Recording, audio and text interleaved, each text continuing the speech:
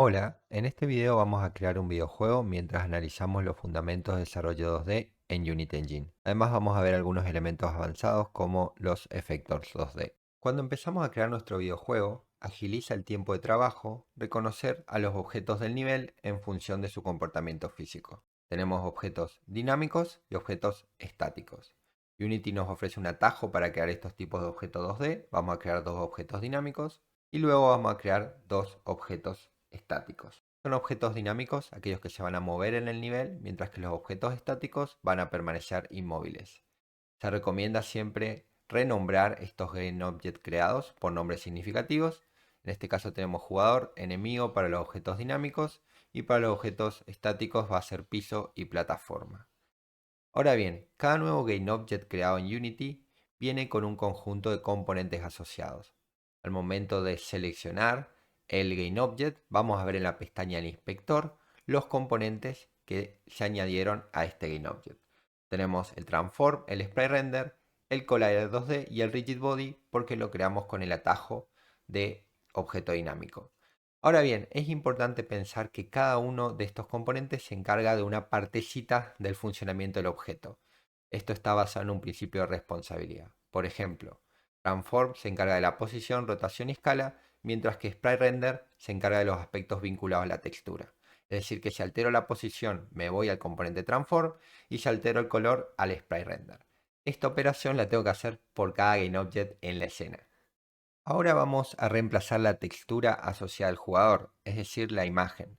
Vamos a optar por una imagen y la arrastramos a la pestaña de proyecto, luego seleccionamos el jugador y reemplazamos la propiedad Sprite. Vamos a ver que el color no es el adecuado, tenemos que reiniciar el color a blanco para que se perciba adecuadamente. Ahora bien, aún así no es nítida la imagen, vamos a seleccionarla en proyecto y vamos a acceder a la configuración del asset. Primer propiedad configurar pixel per unit. Para eso tenemos que tener en cuenta la dimensión de la imagen, en este caso es 24 por 24, y ingresar ese valor en la caja. Escribimos 24. El mesh type también es algo interesante a configurar para la resolución. Vamos a ponerlo en full rec. Y ahora el tema de la nitidez se soluciona con el tema del filter mode en no filter, es decir, point, y la compresión en none. Esta es una configuración típica para el estilo de arte pixelar. Obviamente tenemos que aplicar y vamos a ver que la imagen se ve ahora sí de forma adecuada, pero tenemos un problema. No puedo hacer esta configuración individual para todos los assets que quiero incorporar en mi proyecto. Incluso tenemos la situación que algunos tienen una resolución de 18 por 18. Entonces ahí tengo que elegir. En este caso yo voy a optar por hacer que el pixel per unit del personaje también sea de 18. Ahí lo que voy a hacer va a ser crear un preset. ¿Qué va a hacer esto? Una preconfiguración para los assets en base a la configuración creada. Creo el preset, lo pongo en una carpeta sprites y ahí voy a posicionar también mi carácter. Como dijimos, la idea de esto es configurar una única vez y este preset tiene la configuración que hicimos hace un momento. Ahora lo que queda es asociar este preset a la configuración del proyecto. En la pestaña Preset Manager voy a agregar un nuevo preset para la propiedad Texture Importer y ahí selecciono el preset creado. ¿Qué va a hacer esto? Que cada textura que incluya en el proyecto venga con esa configuración. Incorporo la carpeta caracteres y también voy a incorporar las otras carpetas. Y ahora selecciono, por ejemplo, una textura para el enemigo y voilà, la configuración es la misma, lo único que tengo que hacer es reiniciar el color. Ahora bien, ¿qué pasa con el tema de la plataforma? Como dijimos, estuvimos trabajando con tiles. Si yo asocio el cuadradito, van a ver que se redimensiona medio raro. Ahí lo que tengo que hacer, además de reiniciar el color, es también modificar el modo en que se dibuja a modo tile. Y ahí tengo que pensar que estos son como baldosas y si yo quiero que mi textura esté compuesta con 6 baldosas, marco que el tamaño es de tilet 6, pero la escala del transform es de 1. Entonces ahí se va a percibir adecuadamente como 6 baldosas, pero voy a tener el problema del collider, que va a ser la forma física. Ahí tengo que hacer que coincida con la cantidad de tiles dibujados, es decir, en este caso 6 y 6. Como percibimos, una cosa es cómo se va a ver el objeto en el nivel, que eso lo determina el componente Sprite Render, para el caso del desarrollo 2D, mientras que la forma física que se va a utilizar al momento de chocar con otros objetos está determinada por los componentes de tipo Collider. Ahora bien, en cuanto al Rigid Body, ese es el componente que se encarga de las propiedades físicas del objeto. Ahí puedo determinar la masa, cómo le afecta la gravedad, si hay fricción y otras propiedades interesantes.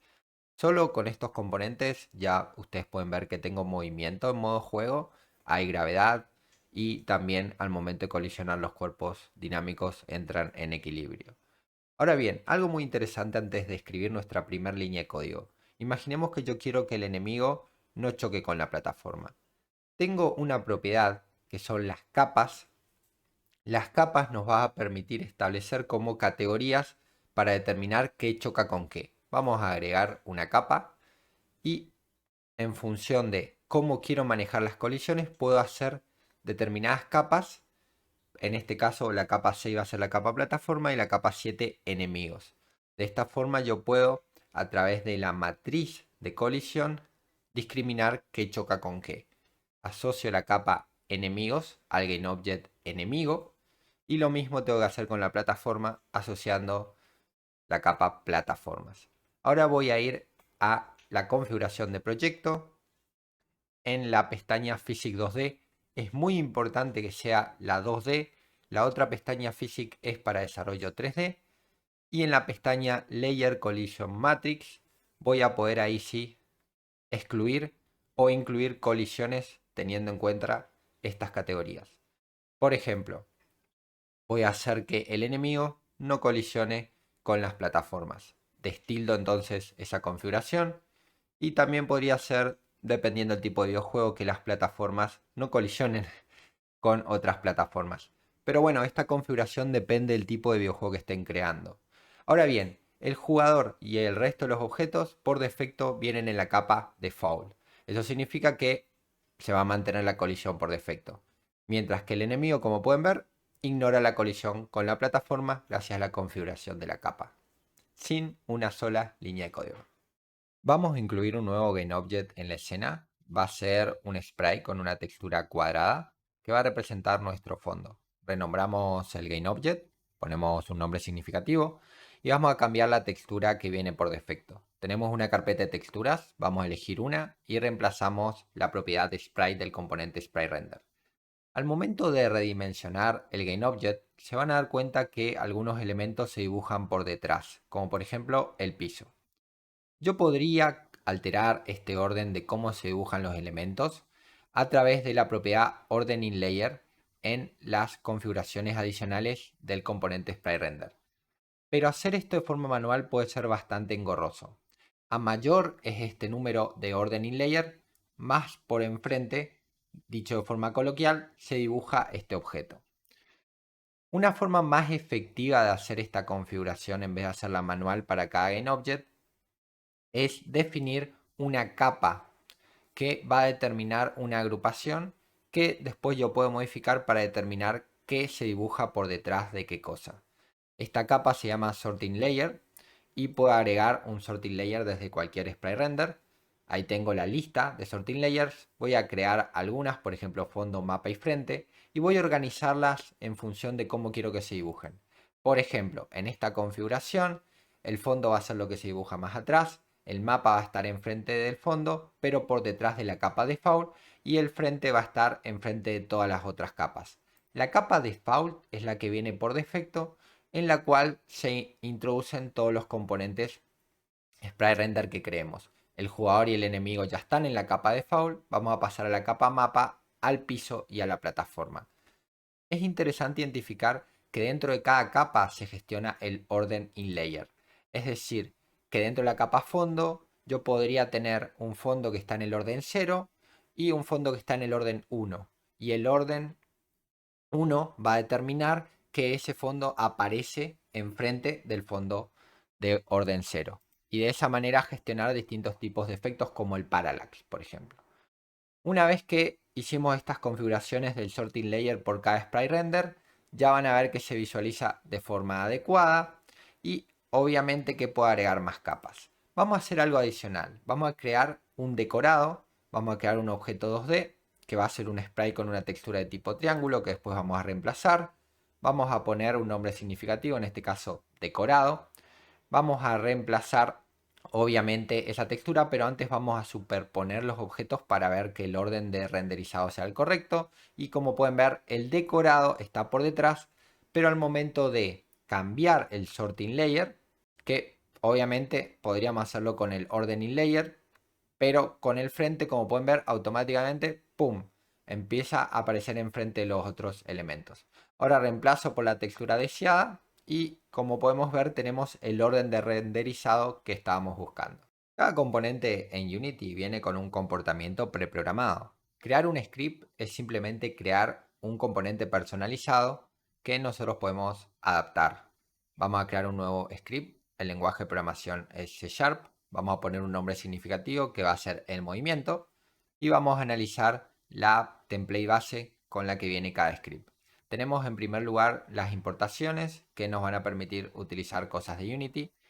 El nombre de la clase, cada script es una clase en C# y hereda de algo llamado monoBehavior que nos permite cierto comportamiento. ¿Qué comportamiento? Por ejemplo, tener el método start y el método update. El método start se ejecuta una vez en el primer frame y el update en cada frame. Una vez programado el script de movimiento, cuyo enlace pueden encontrar en la descripción, vamos a analizar su funcionamiento. En primer lugar tenemos la propiedad velocidad, que viene acompañada de un atributo en Unity que nos permite cambiar este valor desde el editor. Ese atributo es el serializedFile. Luego tenemos dos variables privadas que vamos a emplear para realizar los cálculos de movimiento.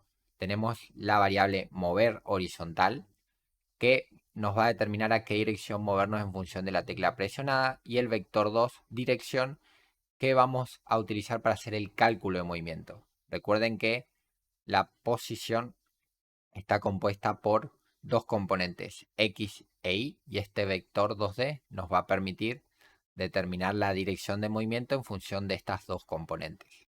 Una cosa adicional que necesitamos es una variable para obtener la referencia al rigid body 2D del objeto en cuestión. Nosotros dijimos que cada componente se encarga de algo específico y cada componente nos va a proveer métodos para hacer cosas en Unity. Entonces, en vez de programar el movimiento desde cero, lo que yo hago es obtengo una referencia al componente, en este caso rigid body 2D, y utilizo un método del componente para moverme.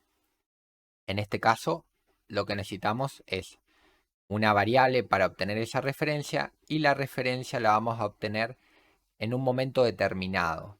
¿En qué momento, por ejemplo?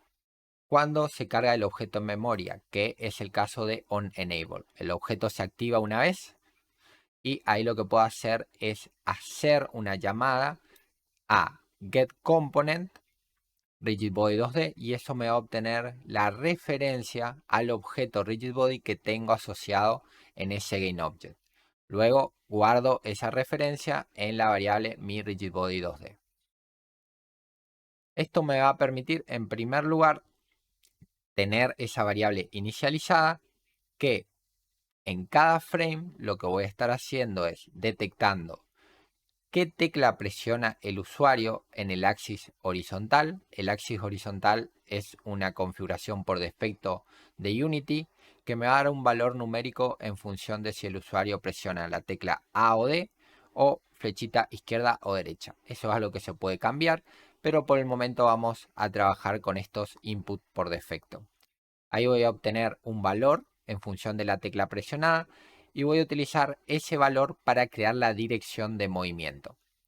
Esto es una operación bastante interesante porque en el primer paso obtengo la dirección de movimiento que me da el usuario en función de la tecla programada y en el segundo paso creo el vector de la dirección que va a ser solo en X porque recuerden que es un movimiento horizontal. La componente Y queda en 0. Cómo esto se ejecuta en el método update es una detección de dirección de movimiento que se está realizando en cada frame del juego. Es decir, que si el juego corre a 60 frames por segundo, esta detección se está haciendo 60 veces. Y es un intervalo variable porque recuerden que hay dropeo de FPS, los frames pueden variar a lo largo del juego. Y como es un intervalo variable y yo me estoy moviendo con fuerza, es decir, voy a aplicar fuerza para mover el rigid body, una de las buenas prácticas de Unity es aplicar la fuerza de movimiento en el método fixedUpdate. Para hacerlo utilizo mi rigidbody.elmétodo, que me va a permitir aplicar fuerza a ese objeto, la dirección por la velocidad. Ahora bien, esta operación es bastante interesante porque la dirección va a estar determinada por una componente normalizada. ¿Qué significa eso? Como yo voy a tener un valor en función de la tecla que me presione el usuario, ese valor en realidad es un valor entre -1 a 1. Por ejemplo, si presiono A va a ser un valor de -1, porque se va a querer mover a la izquierda. Y si presiona D va a ser un valor de 1, porque se quiere mover a la derecha, ¿no? Entonces, como tengo esas componentes normalizadas, lo que necesito es multiplicar por una velocidad para que ese movimiento sea perceptible al jugador de forma significativa. Vamos a asociar el script programado al jugador, volvemos al editor de Unity, seleccionamos el jugador, Add Component, buscamos el script mover y como pueden ver ahora podemos alterar la velocidad inicial, vamos a un valor de 10 y probamos en modo de juego. Como pueden ver nos movemos en horizontal, pero el movimiento está alterando la rotación del jugador. Esto es porque nos movemos con Add Force. Podemos condicionar ese comportamiento en la propiedad Constraints, Freeze Rotation, limitando la rotación en Z. También vamos a cambiar la propiedad Collision Detection a Continuous para tener mayor precisión en las colisiones del jugador. Como vemos, el movimiento horizontal ahora está correctamente configurado. Podemos también alterar el lineal drag. Piénsenlo como una fuerza opuesta que va a modificar cómo nos detenemos al momento de movernos. Y también podríamos incluso aumentar la masa para tener un movimiento más pesado, entre comillas. Recuerden que a mayor masa, más velocidad necesitamos para movernos. Bueno, esto depende de cómo ustedes quieran configurarlo, ¿no? Y el tipo de mecánica que estén creando. Como ya tenemos el movimiento horizontal, vamos a pasar a crear el comportamiento de salto. Creamos un nuevo script C#, le ponemos un nombre significativo y antes de pasar al editor de código, vamos a crear una nueva carpeta para ordenar nuestros scripts. Ponemos el nombre scripts y arrastramos los scripts a la carpeta creada. Recuerden que el orden es muy importante en el desarrollo de proyectos. Programado el script de salto, vamos a analizar su funcionamiento. En primer lugar tenemos la propiedad fuerza salto que podemos configurar para determinar qué tan alto saltar. Luego vamos a tener dos variables booleanas, puedo saltar y saltando, que nos van a servir para controlar cuándo saltar y prevenir el doble salto. Además necesitamos una propiedad para obtener la referencia del rigid body, la cual inicializamos en el estado onEnable, es decir, cuando se activa el GainObject, y asignamos la referencia del rigid body del objeto a la variable miRigidBody2D. En cada frame, utilizando el método update, vamos a controlar si el usuario empieza a presionar la tecla espacio. Esto lo podemos hacer a través del método getKeyDown de la clase input. Y además tenemos que verificar si puede saltar, es decir, si el estado puedo saltar es true. Si esto se cumple, hay que dar la orden de salto, pasando puedo saltar a falso. Ahora bien, el movimiento de salto se va a hacer en el método fixedUpdate. ¿Por qué? Porque nos estamos moviendo con fuerza. Entonces separamos la detección de la orden de salto del movimiento de salto cuando se aplica la fuerza. Esto es importante porque el update, como dijimos, se ejecuta cada frame por segundo. Y al ser variable, a veces el juego está corriendo a 40 frames por segundo, a veces a 60, a veces a 100. Si nosotros aplicamos la fuerza en el update, podemos arribar a cálculos de fuerza indiciado. Entonces, generalmente, la fuerza se aplica en el método fixedUpdate. De esta manera, porque el método fixedUpdate se ejecuta en un intervalo fijo que podemos configurar, por ejemplo, a 50 veces por segundo, y eso no varía mientras el juego se está ejecutando, aplicar fuerza siempre es recomendado hacerlo en el fixedUpdate. ¿Cuándo aplicamos la fuerza de salto? Bueno, si la orden de salto ya fue dada, o sea, si no puedo saltar y no estoy saltando, significa que hay una orden de salto pendiente. Entonces ahí voy a aplicar fuerza a través del método addForce, haciendo miRigidBody.addForce, definiendo la dirección hacia la cual voy a saltar, que siempre es hacia arriba, multiplicando esa dirección por salto. Y atento acá, hay algo muy importante que es el modo en el cual se aplica esta fuerza. Por defecto, cuando utilizamos el método addForce, esta fuerza se aplica en modo force. Es decir, que la fuerza se va aplicando, alterando de forma gradual la velocidad del rigid body. Pero en el caso de la fuerza en modo impulso, esta fuerza es explosiva, entonces van a ver un cambio drástico de la velocidad del rigid body, que es lo que queremos generar al momento de saltar. Luego, como la orden de salto fue ejecutada, saltando pasa a true. Ahora bien, como estas variables booleanas nos permiten controlar cuándo saltar, en algún momento tenemos que pasarlas a su estado inicial.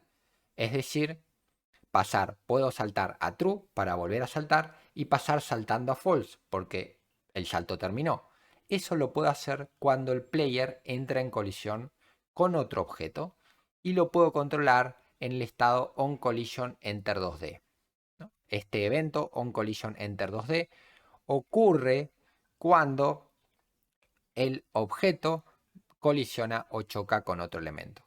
Cuando el jugador choca con otro elemento, significa que puede volver a saltar y que no está saltando, porque está en el piso, está arriba de un enemigo, está arriba de una plataforma, entonces el salto se puede reiniciar.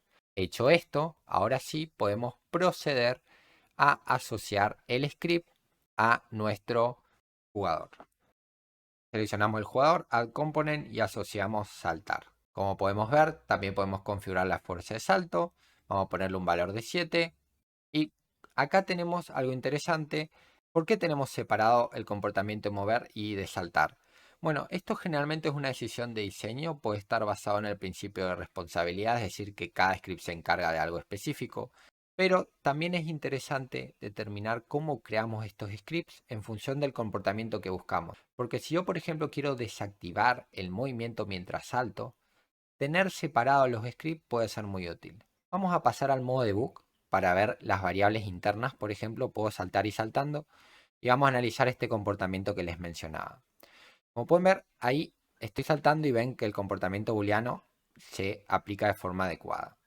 ¿Qué pasa? Como les decía, yo puedo variar un poquito la escala y detener el movimiento mientras estoy saltando. Se puede hacer de forma muy sencilla porque yo separé los componentes. Si estaría todo en un mismo componente sería un poquito más complejo, necesitaría otra variable booleana, ¿no? Entonces, cómo organizo los scripts también depende mucho del tipo de mecánica que necesito. Cada proyecto en Unity tiene su propia configuración física, la cual podemos editar a través de Project Settings. En la pestaña Physics 2D vamos a notar el apartado General Settings. Acá podemos customizar cosas como la gravedad que se aplica a todos los objetos. Por ejemplo, si estaríamos haciendo un videojuego inspirado en la luna, podríamos alterar esa gravedad y solo la configuraríamos una vez. Y otros valores para personalizar la simulación física. En la pestaña Time también vamos a tener la configuración asociada a el Fixed Update, es decir, este valor que ustedes ven aquí, Fixed Time Step, determina cuántas veces se va a ejecutar el método Fixed Update por segundo. Esto se puede incrementar o decrementar para alterar el cómputo físico. No es recomendable en proyectos iniciales, pero más adelante puede ser algo que se puede personalizar.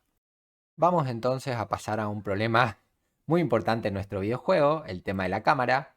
Como podemos ver, cuando el jugador sale de los límites del escenario, la cámara no sigue al jugador.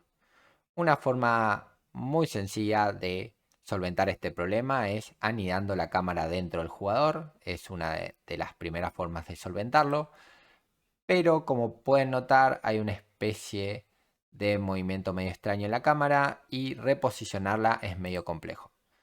Entonces, en realidad en Unity lo que se suele recomendar es instalar un paquete que se llama Cinema Machine. Nosotros podemos dirigirnos al Package Manager en Unity y vamos a notar que ahí tenemos una lista de paquetes instalados ya en nuestro proyecto. La idea es con Unity no reinventar la rueda. Hay algunos paquetes que nos solucionan la vida y la idea es utilizarlos para agilizar el tiempo de desarrollo.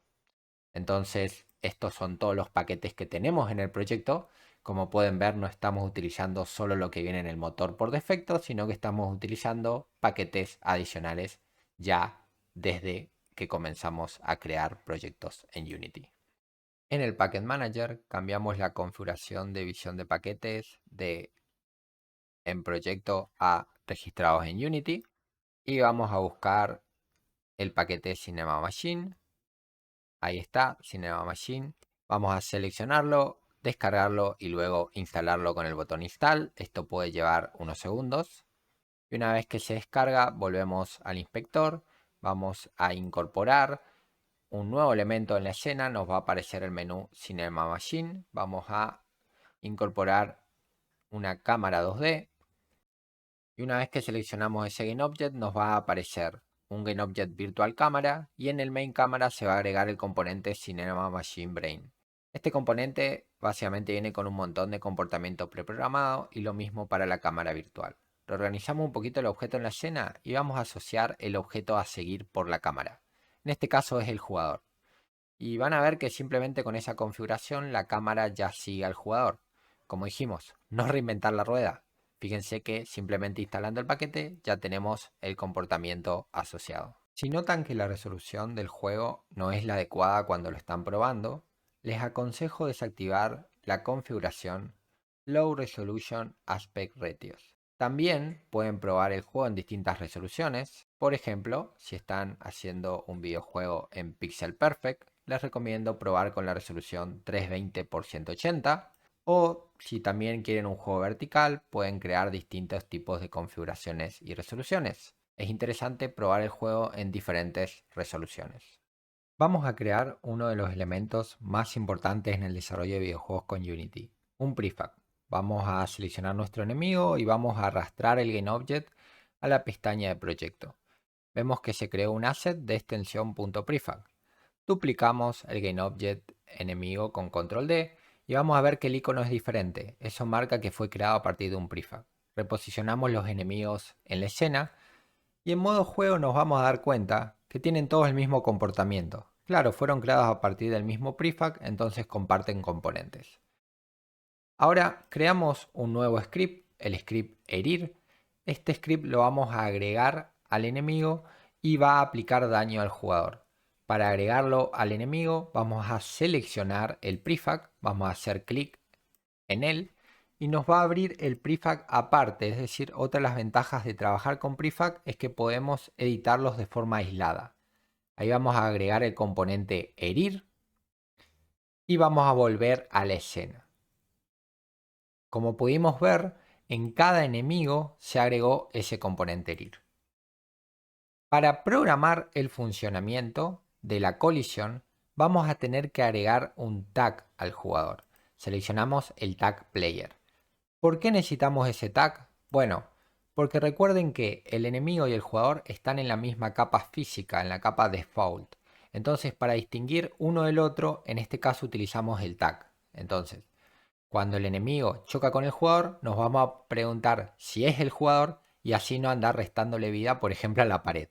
Vamos a ir al script y acá vamos a analizar el funcionamiento programado. Tenemos en primer caso onCollision enter 2D. Como vimos, ese estado es el que se dispara cuando los objetos entran en colisión y es el mismo que utilizamos en el script saltar. Ahí nos preguntamos, si el objeto con el que entré en colisión, recuerden esta pregunta la estoy haciendo desde el enemigo, si el objeto que entré en colisión es el jugador. Si eso ocurre, significa que le puedo realizar daño. Simplemente acá estamos lanzando un mensaje por consola al cual le vamos a concatenar los puntos. Los puntos son una propiedad que podemos editar desde el inspector de Unity porque es una propiedad serializada. Ahí, como podemos ver, cuando tocamos un enemigo, se dispara el mensaje en consola. Ahora, la idea sería que el jugador tenga vidas y poder restarle esas vidas cuando ocurre la colisión. Para que el jugador tenga vidas, vamos a tener que crear un script.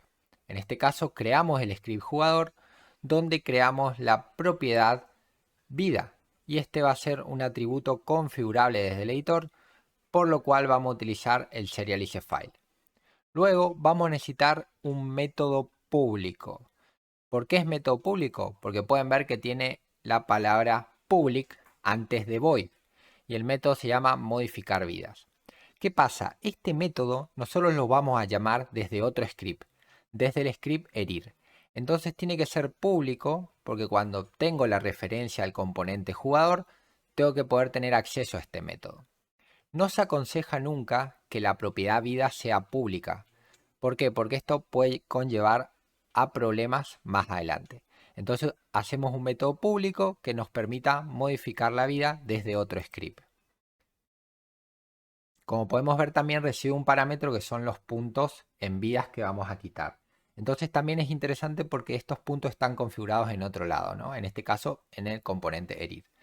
Agregamos el componente jugador y ahí podemos configurar las vidas iniciales que tiene el jugador. Y ahora sí, vamos a editar nuestro script herir para poder restarle vidas al jugador. Primero lo primero, necesitamos la referencia al componente jugador. Y esto es muy importante. ¿Por qué? Porque en primer lugar existen algunas situaciones. No todos los enemigos van a estar en contacto con el jugador. Quizás algún enemigo el jugador no lo toca. Entonces no es necesario tener la referencia al jugador si ese enemigo no entra en contacto con el jugador.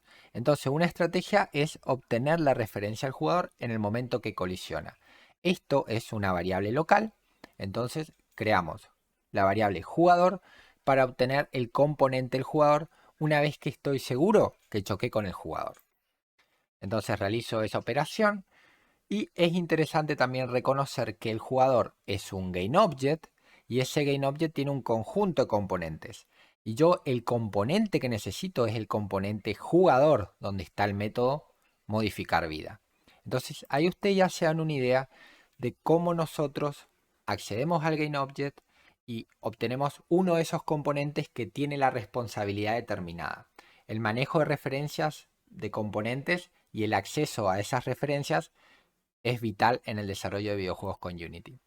Entonces, pasamos nuevamente al script. Una vez que obtenemos el componente, llamamos a jugador.modificar vida y le pasamos los puntos configurados. Fíjense que estoy pasando menos puntos porque los puntos fueron configurados en positivo, o sea, hacemos 5 de daño, pero yo quiero modificar la vida en negativo, entonces le paso el menos para que ese valor entero se pase en negativo. Entonces, como podemos ver, al obtener el componente jugador, podemos llamar al método modificar la vida alterando el valor de la propiedad vida en el otro script. Ahora en modo juego podemos verificar el funcionamiento. Cuando chocamos con un enemigo, fíjense que la vida del jugador está en 0. Obviamente el jugador empieza con 5 de vida y al chocar con un enemigo ya se muere. Deberíamos minimizar ese valor, pero es interesante como cada vez que se choca con un enemigo, la vida disminuye en un valor de 5. Perfecto, ya completamos nuestro primer sistema de vidas. Vamos a configurar en 1 los puntos de daño que realiza el enemigo al herir al jugador. Nos dirigimos al prefab, podemos hacerlo también a partir de la flechita que aparece en la jerarquía de un objeto que es un prefab. Hacemos clic ahí y ahí cambiamos el valor de puntos. Ahora vamos a hacer algo sumamente interesante. Cuando ustedes ven muchos enemigos en un videojuego, muchas veces esos enemigos son simplemente el producto de la reutilización de otro enemigo. Y eso acá en Unity se puede hacer súper fácil con el tema de los prefab. Vamos a crear un prefab variant.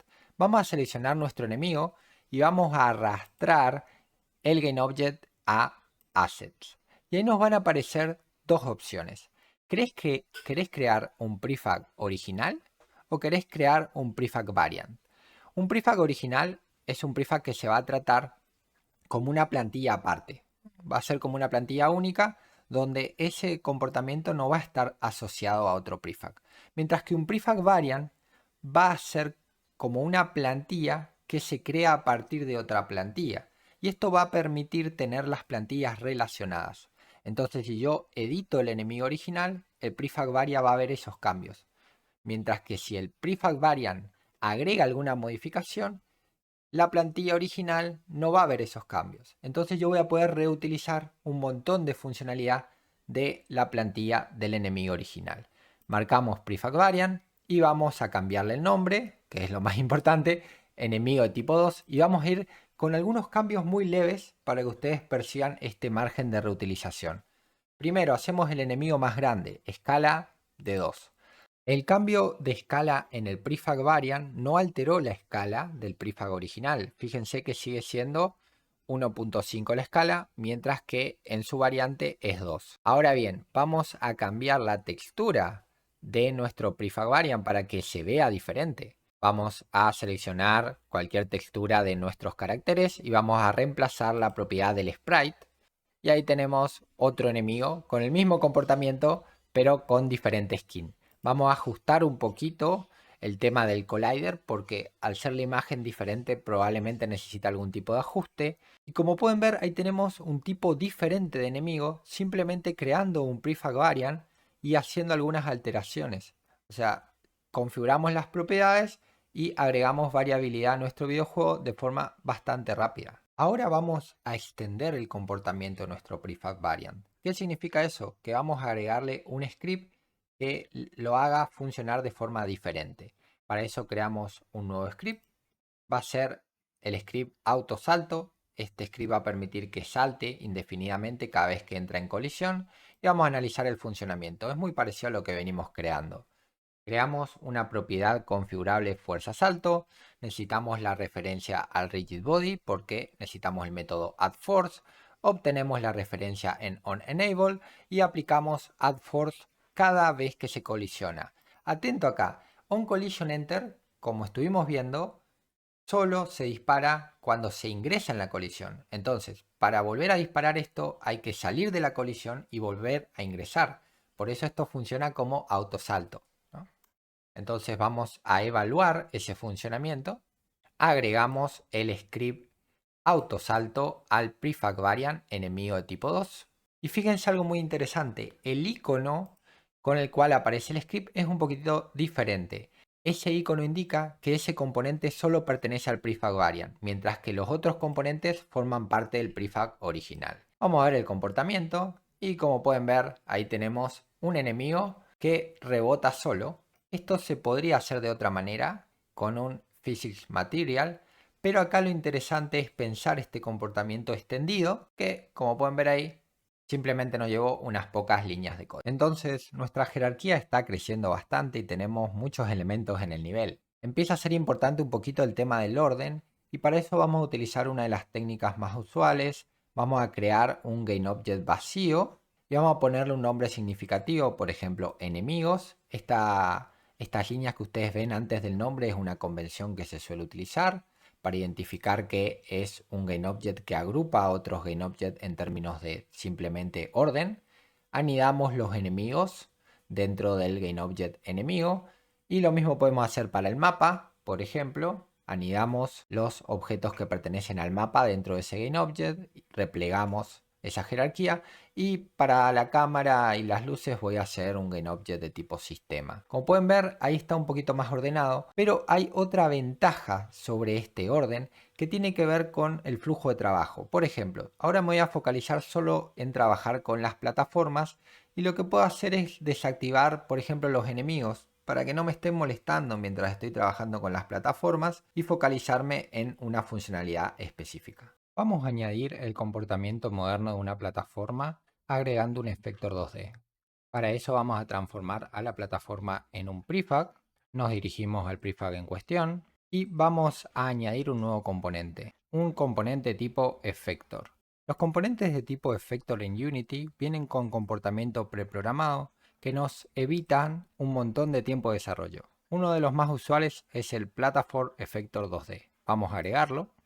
Y este efecto requiere que marquemos el collider de la plataforma como usado por el efector. Ahora bien, este Platform Effector 2D lo que nos va a garantizar es que cuando nosotros saltemos sobre una plataforma, solo nos podamos posicionar en ella por encima. Es decir, que no podemos colisionar desde abajo cuando saltamos a la plataforma. Como pueden ver, hay una configuración de ángulo que va a determinar cómo nosotros podemos posicionarnos sobre la plataforma. Algo interesante es que el Effector tiene su propia configuración de Collider Max. ¿Se acuerdan las capas físicas? Así que tenemos que configurar el Effector para que tenga en cuenta con qué capas quiere colisionar. Ahora, como podemos ver en modo juego, solo nos posicionamos en la plataforma cuando estamos en caída libre. Vamos a añadir variedad a nuestro videojuego incorporando una plataforma diferente. Primero vamos a crear 4 plataformas en base a nuestro prefab plataforma y vamos a utilizar un GameObject para crear un prefab variant. Arrastramos el GameObject a la pestaña de proyecto, renombramos este prefab variant y vamos a cambiarle la textura. Elegimos una textura y sobreescribimos la propiedad del sprite en el sprite render. Ahora bien, ajustamos el tamaño. En este caso va a ser un tamaño de 3 en el sprite render y 3 en el box collider. Ahora bien, podemos percibir que por alguna razón la imagen no se percibe adecuadamente. Al momento de expandirse es como que está medio pixelada.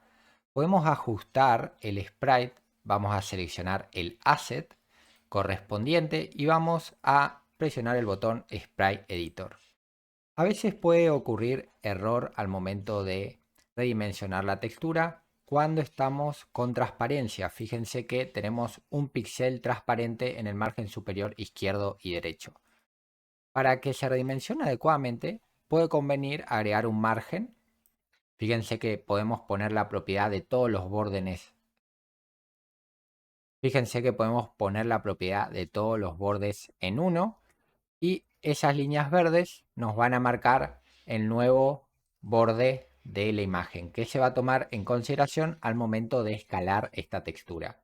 Aplicamos los cambios y van a notar que ahora sí la imagen se visualiza de forma adecuada, pero tenemos una cuestión asociada al tamaño, es como que queda incompleto. Claro, fíjense que le quitamos un píxel. Entonces, en ese sentido, tenemos que compensar tanto en el tamaño de el sprite render como del box collider. Y bueno, ahí estaría correctamente configurado y tenemos una plataforma un poquito más pequeña que luce diferente. Pero obviamente tiene el mismo comportamiento porque el Effector forma parte de la plataforma del prefab variant. Incorporamos más plataformas y probamos en modo de juego. Vamos a crear un trampolín usando otro Effector 2D de Unity Engine. Para eso creamos un sprite que tenga una textura de cualquier tipo, en este caso voy a elegir la triangular. Y vamos a reemplazar esta textura que viene por defecto por una imagen de un trampolín. Vamos a escalar el trampolín y a reposicionarlo. Y ahora vamos a agregar un Area Effector 2D. Este tipo de Effector nos va a permitir aplicar fuerza en una dirección. Como es un Effector necesita un collider, vamos a incorporar un box collider y vamos a marcarlo como usado por el Effector. Y ahora bien, la intención es poder ingresar a este trampolín. Los colliders por defecto representan una forma física. Si yo lo marco como trigger, significa que yo puedo ingresar en el área de ese collider. Entonces puedo posicionarme sobre el trampolín. Ahora voy a definir un ángulo desde el cual se va a aplicar la fuerza que efectúa el Effector, valga la redundancia. En este caso va a ser un ángulo de 90 grados. Es decir, que yo quiero que la fuerza sea en dirección hacia arriba. Y también tengo que incorporar la magnitud de esa fuerza y una variación que puede ser arbitraria. En este caso va a ser 200 la fuerza inicial y una variación de 20. Y como pueden ver, ahí tenemos nuestro trampolín simplemente con un componente. Vamos a crear un prefab del trampolín. Se aconseja en realidad tener un prefab por cada elemento importante en el nivel. En este caso el trampolín, el jugador también debería ser un prefab.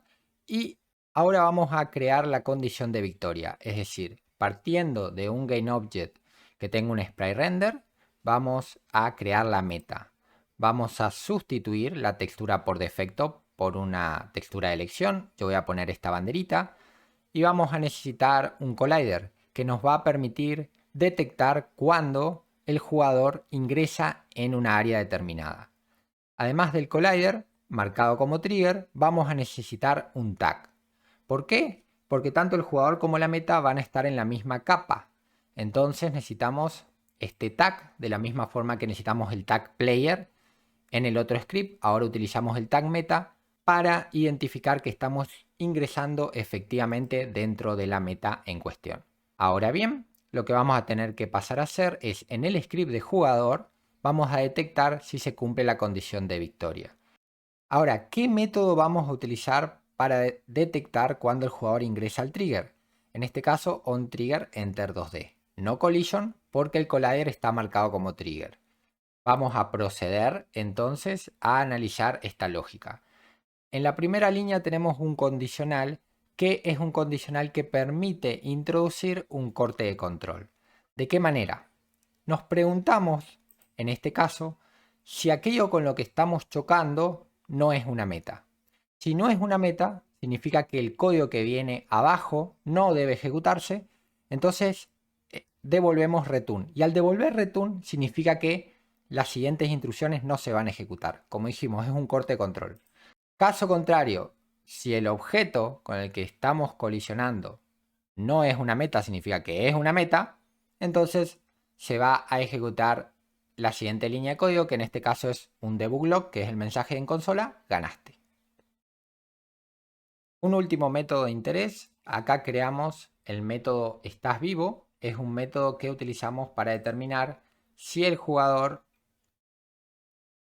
Un último método interesante, acá creamos el método estás vivo, nos preguntamos si las vidas del jugador son mayores a 0, esto retorna un valor booleano, y esto nos permite controlar en el método modificar vida si está vivo o no. En este caso simplemente se imprime en la consola true o false en función de las vidas modificadas en el jugador. Verificamos el funcionamiento en modo juego y vamos a ver que al momento de tocar la meta sale el mensaje por consola. Por último, incorporamos límites en el nivel, un techo y 2 paredes. Además, hicimos variar la configuración Collider Max en las plataformas, es decir, algunos effectors omiten la colisión con los enemigos, mientras que otros permiten que los enemigos reboten en su superficie. Por otra parte, en el Virtual Camera, en las propiedades correspondientes a Body, ajustamos el margen en I de nuestra cámara. Esto nos permite ver más arriba que abajo. Y para finalizar cambiamos el color de fondo que se percibe en la cámara. Esto es más que nada para dar la impresión de que el escenario no tiene límites. Podemos elegir un color cualquiera de nuestra plataforma. Y bueno, eso es todo. Con esto finalizamos el video de fundamento.